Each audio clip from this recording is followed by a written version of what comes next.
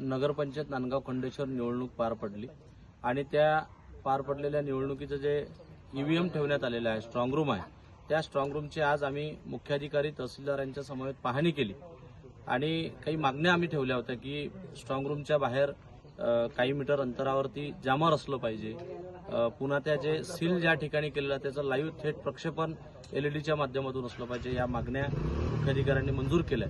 या ठिकाणी एलईडी लावल्या जाईल.